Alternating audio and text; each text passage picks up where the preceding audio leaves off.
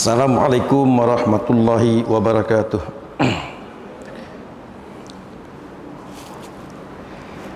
Bismillahirrahmanirrahim. Alhamdulillahi rabbil alamin. Wabihi nasta'in. Wassalatu wassalamu ala rasulillah wa ala alihi wa sahbihi wa man walah. Rabbi syrah li sadri wa yassir li amri wahlul 'uqdatam min lisani yafqahu qawli. Subhanaka la ilma lana illa ma 'allamtana innaka antal alimul hakim. Allahumma ij'al jam'ana hadza jam'an marhuman wa tafarruqana min ba'di hadza tafarruqi ma'suman. Wa qala Allah ta'ala fil Qur'anil Karim ba'da a'udzu billahi minasyaitonir rajim. Wa ma khalaqtul jinna wal insa illa liya'budun. Wa qala Rasulullah sallallahu alaihi wasallam wa huwa as-sadiqul masduq, kun fid dunya ka'annaka gharibun aw 'abirus sabilin aw kama qala. Yang kita muliakan Tuan Haji Ismail bin Razali, pengerusi jawatan kuasa pengurusan Masjid Darussalam beserta dengan seluruh ahli jawatan kuasa pengurusan masjid. Yang saya muliakan barisan para imam, petugas-petugas masjid serta sukarelawan masjid. Seterusnya tuan-tuan muslimin muslimat rahimakumullah. Pertama dan selamanya kita merafa'kan, kita memanjatkan puji syukur kehadirat Allah Subhanahu wa taala di atas pelbagai nikmat yang telah sedang dan akan kita perolehi daripada Allah Subhanahu wa taala.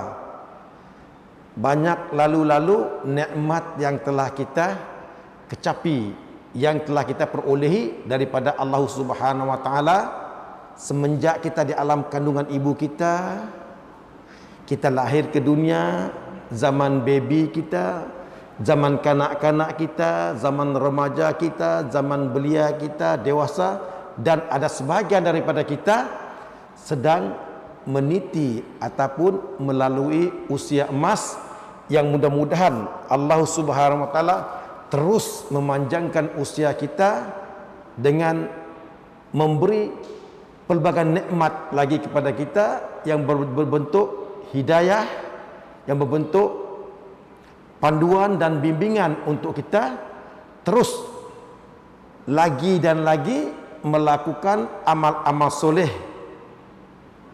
yang mudah-mudahan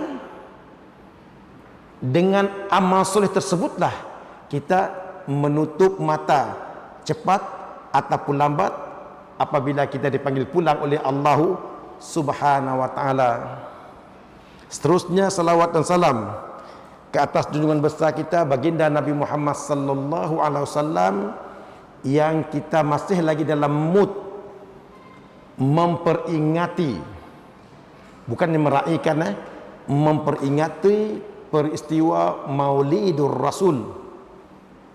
Salawat dan salam ke atas baginda, ahli keluarga baginda, para sahabat baginda yang menyertai perjuangan baginda Nabi Muhammad SAW dalam memikul tanggung jawab dakwah untuk menyebarkan Islam, seterusnya untuk mempertahankan Islam dan umat Islam.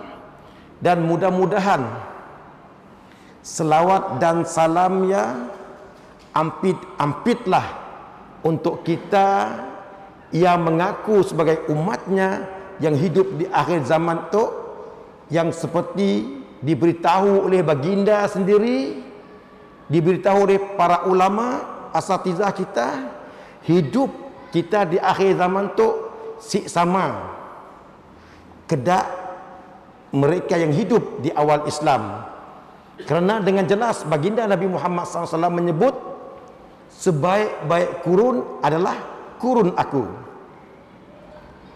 Dalam arti kata lain, sebaik-baik keadaan kehidupan umat Islam ataupun umat manusia adalah zaman baginda Nabi Muhammad sallallahu alaihi wasallam masih hidup. Kemudian beliau melanjutkan, kemudian selepas daripadaku, Kemudian selepas daripada itu sampailah ke akhir zaman. Maknanya kita hidup dalam keadaan yang jauh sangat-sangat daripada Islam ataupun amalan-amalan Islami. Padahal kita tahu Islam itu bermaksud selamat dan membawa keselamatan. Dan apabila seseorang yang beramal ataupun mengamal Islam, dia akan selamat, dan mereka yang berada dalam lingkungan kehidupannya pun akan selamat. Tetapi Nabi menyebut di akhir zaman umat manusia, bahkan sebahagian daripada umat baginda pun, Islam di mana, mereka di mana, Nabi di mana, kita di mana. Maknanya begitu jauh perbezaan hidup di antara zaman Nabi dan zaman di akhir zaman kini tu. Kita ambil contoh yang paling senanglah. Di antara tujuan utama diutusnya baginda Nabi Muhammad sallallahu alaihi wasallam, dan bukan adalah membawa rahmat. Rahmat maksudnya kasih sayang. Maknanya di antara penekanan ataupun perkara yang ditekankan oleh baginda Nabi Muhammad sallallahu alaihi wasallam sewaktu diutuskan di awal-awal kenabian, menekankan tentang kasih sayang di kalangan umat Islam. Tetapi kini tu makin sikit rasa rahmah ya, rasa mahabbah ya, rasa kasih sayangnya terhakis di dada umat Islam.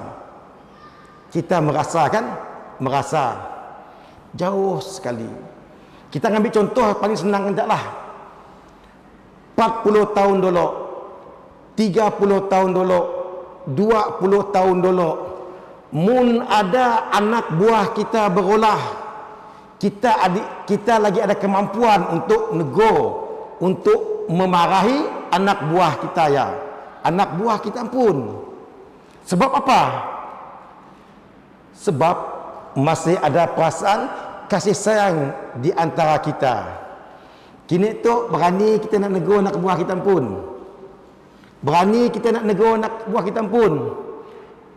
Tapi jangan kata anak buah, anak diri pun kita berani negur.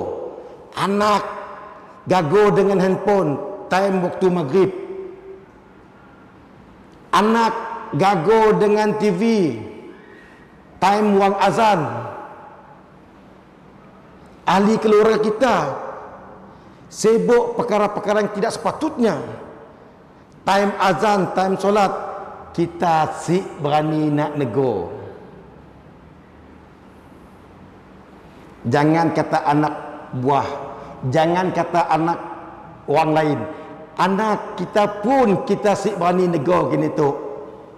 Anak kita keluar rumah tanpa menutup aurat, anak kita keluar rumah tanpa minta izin daripada kita berani negur. Jangan kata anak buah, jangan kata anak orang lain. Dulu berani kita nanya, anak siapa kau tu? Kita tu anak siapa? Berani kita nanya, berani kita negur. Kini tu kita berani negur anak buah kita pun. Apatah lagi kita berani negur anak orang lain. Kerana kita berani negur anak kita pun. Anak kita pun kita dah berani negur. Sebab ialah ada ulama menyebut jangan sampai kita kehilangan anak. Apa maksud kehilangan anak? Anak ada di depan kita tetapi kita hilang kendali. Tahu hilang kendali, kita mampu untuk mengontrol, untuk mengawal anak. Sebab apa? Banyak sebabnya. Di antaranya kita jangan nunjuk orang lain. Dolok-dolok pernahlah kita dengar orang macam tu. Kena anak nanun bola, yang ngikut kawan. Ngikut kawan. Ya, saya selalu menggunakan bahasa kasar, lubang perut juga. Ngikut kawan. Bila anak kita rusak, ngikut kawan. Si ada cerita ngikut kawan. Sepatutnya mak bapak lah yang menjadi contoh, yang menjadi ikutan, yang menjadi suri teladan kepada anak-anak. Kena rilek-rilek kita madah anak aku rusak kerana kawan-kawannya. Pernah dolok lah, tanpa menyebut siapa-siapa.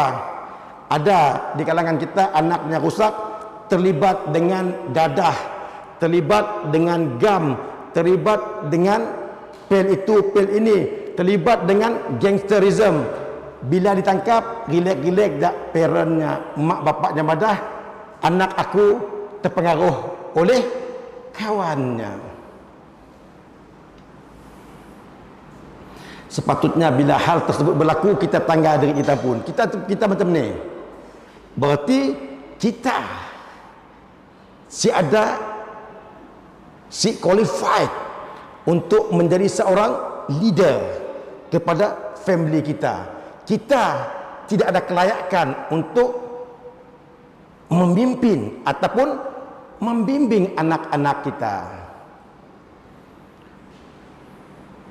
Nah, kita nangga gini tu kan. Sebab apa?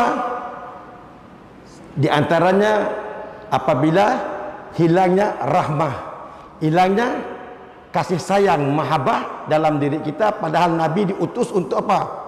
Membawa rahmat untuk sekalian alam. Jadi kita renunglah dalam diri kita yang mengaku sebagai umat Nabi Muhammad, adakah kita telah mengetahui dan memahami kepribadian baginda Nabi Muhammad SAW? Adakah kita berusaha untuk follow? Sebab itu ulama menyebut baginda Nabi Muhammad SAW memiliki akhlak yang mulia, dan ulama menegaskan mulianya akhlak Nabi ataupun Nabi yang memiliki akhlak yang mulia itu bukan sekadar untuk dikagumi. Akhlak baginda bukan untuk dikagumi semata-mata, tetapi untuk kita berusaha mengikutinya. Memang betul kita tidak akan mampu untuk mengikut 100%. Kita si mampu untuk ikut 100% akhlak baginda. Tetapi cuba semampu mungkin kita try our best untuk follow baginda. Jadi mudah-mudahan dengan niat dan tekad kita mengikuti jejak langkah. Apabila menyebut jejak langkah baginda, maknanya kita follow 3 benda. Kita follow 3 benda. Yang pertama, ikut baginda dalam berakidah.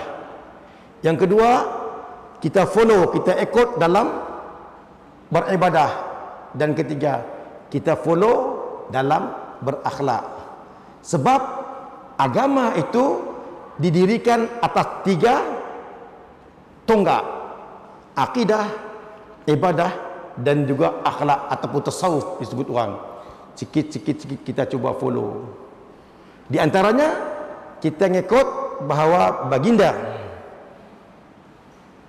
memiliki dan menyebarkan kasih sayang dalam keluarga baginda, di kalangan sahabat baginda, dalam kalangan masyarakat sama ada di Madinah ataupun di Mekah, bahkan menyebarkan rahmat untuk ataupun kesekalian alam. Jadi mudah-mudahan kita merenungi macam ni Nabi dan macam ni kita. Kalau ternyata cara hidup kita, saya ulangi, bila sebut cara hidup kita, cara berakidah kita, cara beribadah kita, cara berakhlak kita sesuai dengan kehendak Allah dan sebagaimana yang dicontohkan oleh Nabi, alhamdulillah.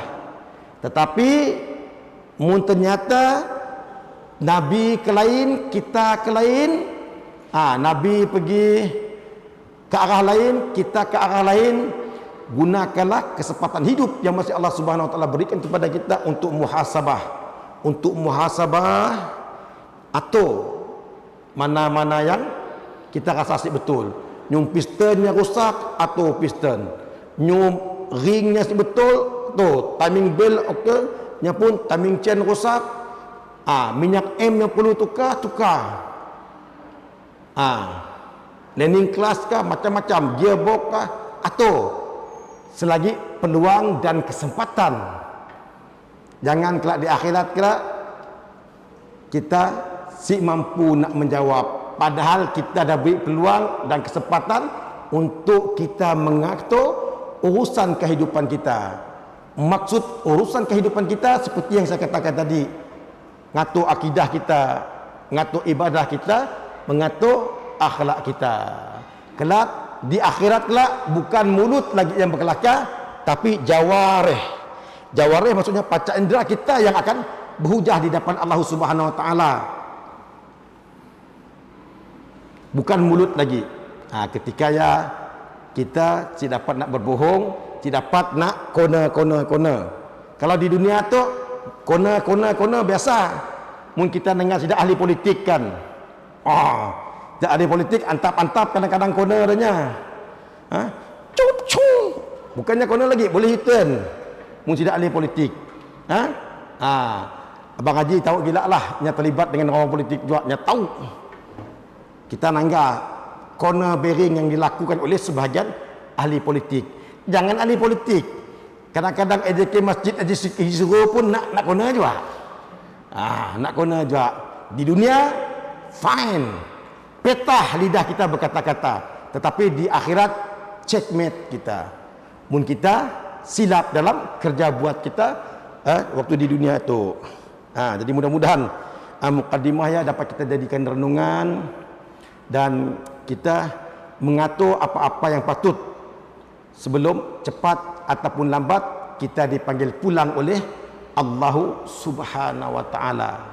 Menyesal kita di dunia itu, insya-Allah masih ada peluang untuk kita menyelamatkan diri. Tapi bila menyesal di Bahnun kelak, jangan macam cerita cousin kami orang di Kuching di kampung. Bila kita cerita, udah sama dah nak cerita hal nok debah nun diselaknya kita. Kita tu macam ada pengalaman debah nun. Macam ada pengalaman debah nun. Padahal bukan kita bercerita pasal pengalaman kita. Kita bercerita pasal iman kita. Sebab kita akan mati. Kita akan dipindahkan ke alam barzakh. Di alam barzakh saja disia mukadimah permulaan kepada kebahagiaan ataupun kesengsaraan hidup kita sebelum kita akan dimasukkan ke dalam syurga. Alhamdulillah, na'udzubillah kalau ada yang dicampakkan ke dalam neraka. Jadi saya ingatkan diri saya dan tuan-tuan, kita renung-renung atulah apa yang patut.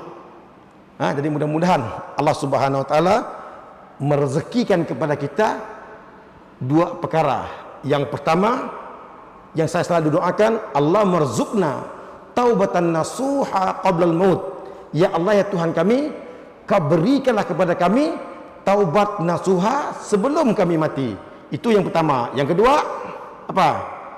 Allahumma khtim lana bi husnil khatimah. Ya Allah, ya Tuhan kami, rezekikanlah kepada kami husnul ataupun husnil khatimah, pengakhiran ataupun kematian yang baik. Amin amin ya rabbal alamin. Baik muslimin muslimat, tuan-tuan sidang jemaah yang dimuliakan Allah Subhanahu wa taala, insyaallah pada malam ini dan insyaallah untuk minggu-minggu seterusnya saya cuba untuk mengupas kitab susunan Ustaz Dato' Abu Hasan Din Al-Hafiz, 40 nasihat terbaik penyubur iman.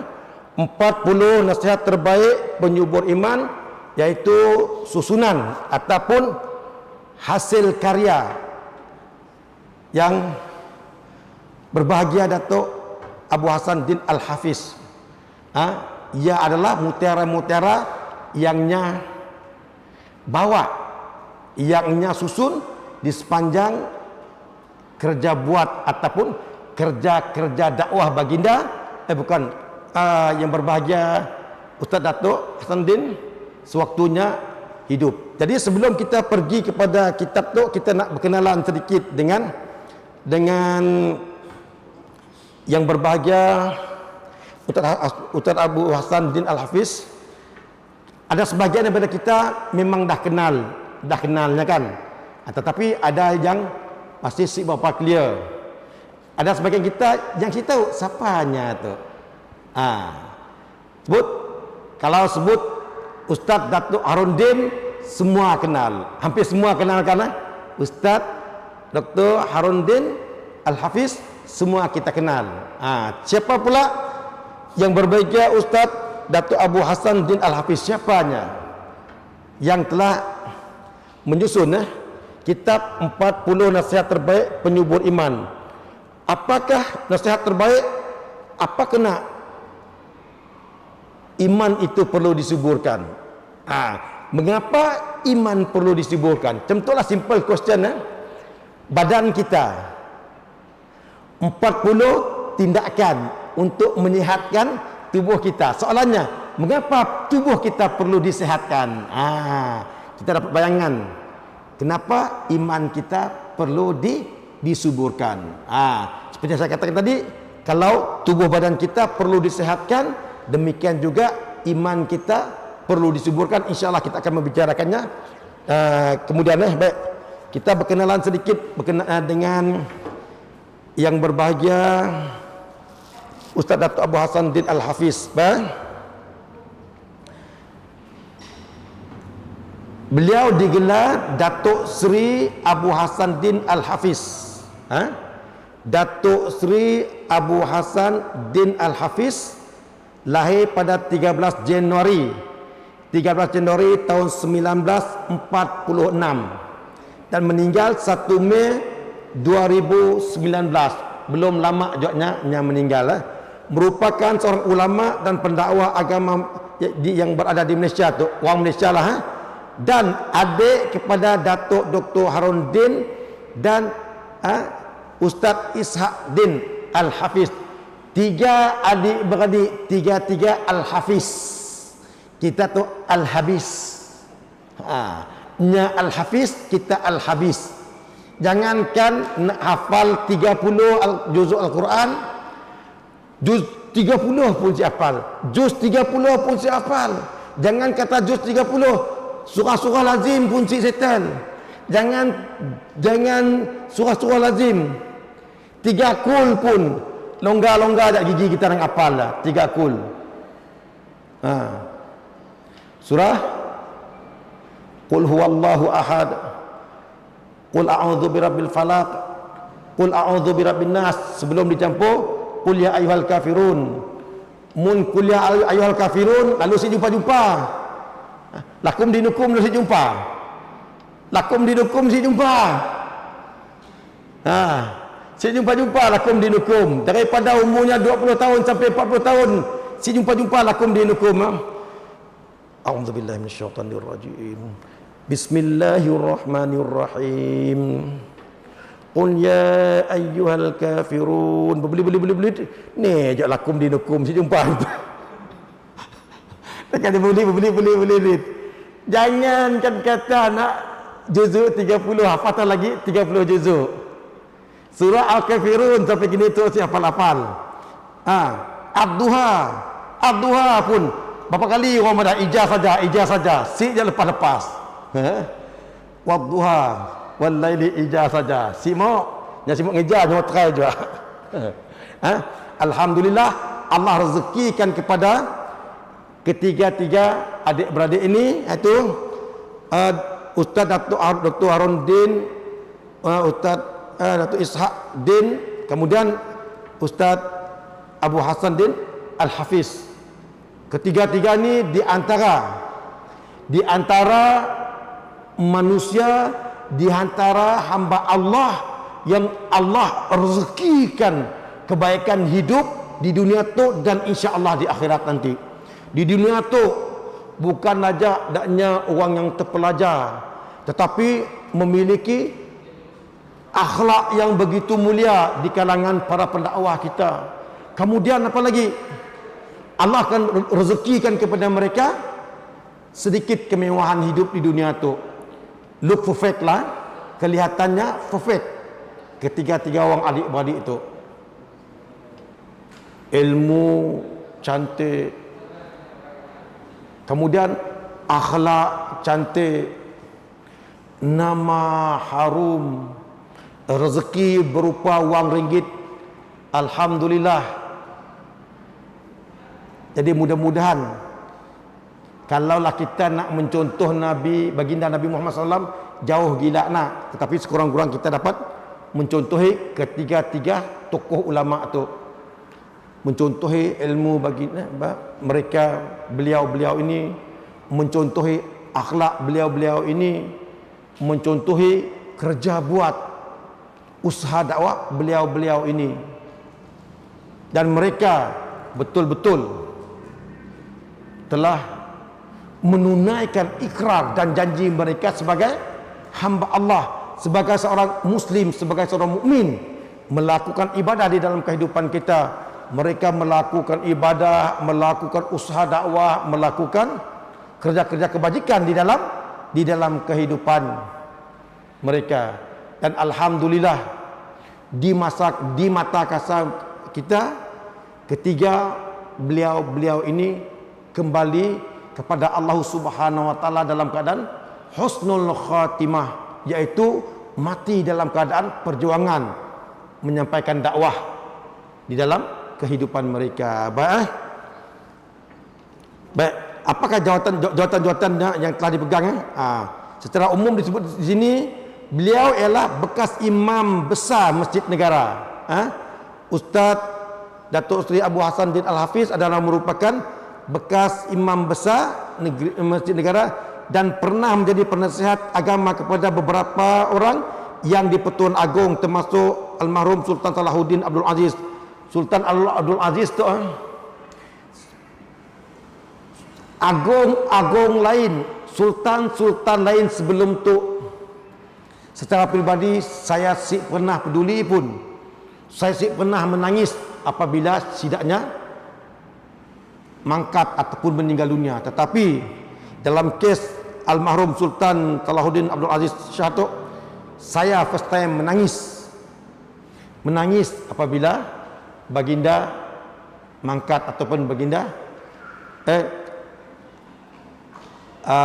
meninggal dunia. Sebab kita tahu nya di antara agung yang berjiwa rakyat, dekat dengan rakyat. Siapa yang kenal lah, agung-agung lain minta maaf, bunyi jahit dan mulut saya tu, mana kata kita orang lah, nak hidup kan nak mati dah, kata kita nak. Tapi kes Sultan Salahuddin Abdul Aziz tu tersentuh hati saya bila beliau meninggal dunia. Kemudian Tuanku Syed Sirajuddin Ibnu Al-Mahrum, Tuanku Syed Putra Jamalul Lail, kemudian Sultan Mizan Zainal Abidin. Maknanya beliau merupakan penasihat kepada pemimpin-pemimpin agama di Malaysia. Pemimpin-pemimpin agama maksudnya yang di Pertuan Agong lah, yang di Pertuan Agong adalah merupakan pemimpin agama. Baik.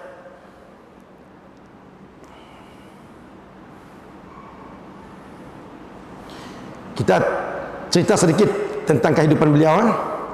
Beliau dilahirkan di Arau Perlis, dan mendapat pendidikan awal di sekolah Inggris Derma Arau sebelum ke sekolah agama Arab Alawiyah dan melanjutkan pelajaran ke Mesir. Maknanya beliau menyambung pelajaran ataupun pernah belajar di Mesir. Okey. Kemudian meninggal dunia. Beliau meninggal dunia pada 1 Mei 2019 akibat terjatuh setelah menunaikan solat subuh. Subhanallah. Lepas solat subuh beliau terjatuh dan meninggal. Jenazah beliau dibawa pulang ke rumah di Kampung Batu Muda dari Hospital Kuala Lumpur SKL sebelum dimandi dan dikafankan di Masjid Saidina Hamzah dan dikebumikan di tanah perkuburan Islam Raudatus Sakinah, Taman Selasih di Selangor. Itulah sedikit berkenaan dengan yang berbahagia Ustaz Datuk Seri Ustaz Abu Hassan Din Al-Hafiz. Baik, kita melihat sedikit kata-kata beliau sebelum kita mengutip apa yang ada di dalam buku ini. Baik. Di antara kata-kata yang pernah diungkapkan, yang pernah diucapkan oleh beliau, baik. Hidup di dunia hanya sementara. Tok semua tahu. Tok semua tahu. Tetapi tahu si cukup. Hidup di dunia adalah sementara. Semua tahu. Tetapi tahu si cukup. Contoh Ramadan apa? Muncik semayang berdosa, tahu orang. Tapi masih juga tinggal semayang. Nangga perempuan yang si halal berdosa, tahu. Tapi rinduk je nangga. Mata kita nangga, Rabi. Tahu. Maknanya halal haram tu bukan cerita tahu si tahu. Tapi faham tak faham. Sebabnya lah Nabi menyebut dalam satu hadis, barang siapa yang Allah kehendaki kebaikan dalam dirinya, maka akan diberi kepahaman beragama. Si ada Nabi nyebut diberi pengetahuan tentang agama, bukan cerita pengetahuan, tetapi diberi kepahaman. Sebabnya saya nyebut di pertemuan-pertemuan yang lepas, bila kita mendengar hayya 'alas salah, mun orang tahu, sekadar tahu nyamadah, oh azan masuk waktu katanya, tapi masih lagi depan TV. Azan masuk waktu, masih lagi dengan handphone. Azan masuk waktu, biasalah contoh kita nak gago dengan mencuci kereta motor. Azan masuk waktu, masih lagi terkayu-kayu di pasar malam. Azan masuk waktu, masih lagi ketap-ketup di kampung baru tu Stang Madah, kampung paling ajaib di dunia. Kampung paling ajaib di dunia. Tahun 89 saya datang ke Bintulu. Si pernah saya nangkai tempat orang lain orang membol malam hari si berlampu. Si ada orang membol si berlampu di dunia tu kecuali kampung baru je. Maghrib si nampak bola, daknya boleh nampak. Hebat kami dulu dia orang kampung baru tu. Sampai wakil Sarawak seorang duanya. Adakah ini si faham? Faham. Taunya azan. Apa katanya? Azan. Whistle start padahal. Bila sebut dia azan, bagi sebagian baru start nak main time azan. Tu cerita dulu lah. Kini tu boleh kita sedar lagi lah. Sebab apa? Kini tu danya udah main futsal malam, udah main bola di waktu malam. Saya ada lagi cerita maghrib. Dulu time maghrib ketap-ketup. Kadang-kadang lepas kita pulang semai maghrib, kami orang balik ketap-ketup. Bunyi ada orang main bol, tapi orang si nampak. Ya memang kes orang bunian main bol lah. Orang bunian main bol.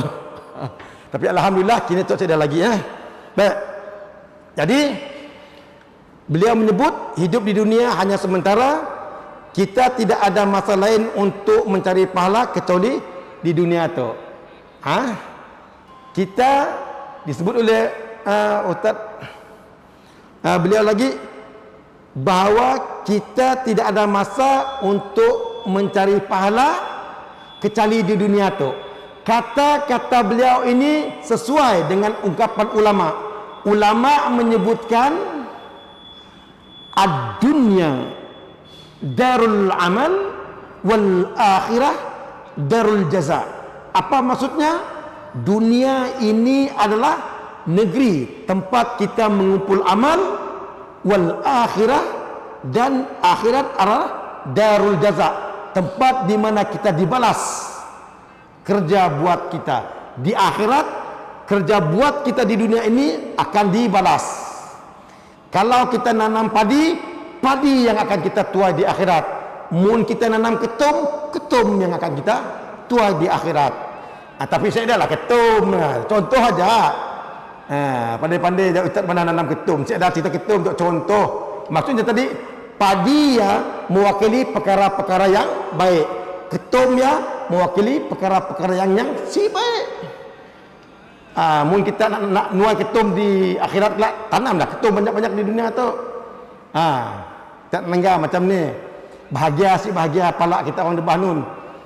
Jadi apa yang diungkapkan oleh beliau sama yang diungkapkan ulama. Ulama menyebut ad-dunya darul amal wal akhirah darul jaza. Dunia tempat kita membuat kerja amal kita, di akhirat kita menuai hasil kerja buat kita sewaktu di dunia tu. Jadi mudah-mudahan Allah Subhanahu wa taala terus memberi hidayah kepada kita dan memberi kekuatan kepada kita untuk terus berada di jalan yang lurus, untuk kita mengerjakan amal-amal soleh yang mudah-mudahan dua benda, kita mendapat hasil yang sepatutnya di akhirat kelak daripada kerja buat ataupun amal kebaikan kita, dan kita mudah-mudahan kita menutup mata dalam kita istiqamah melakukan amal-amal ibadah ataupun amal-amal soleh di dalam kehidupan ini, ya.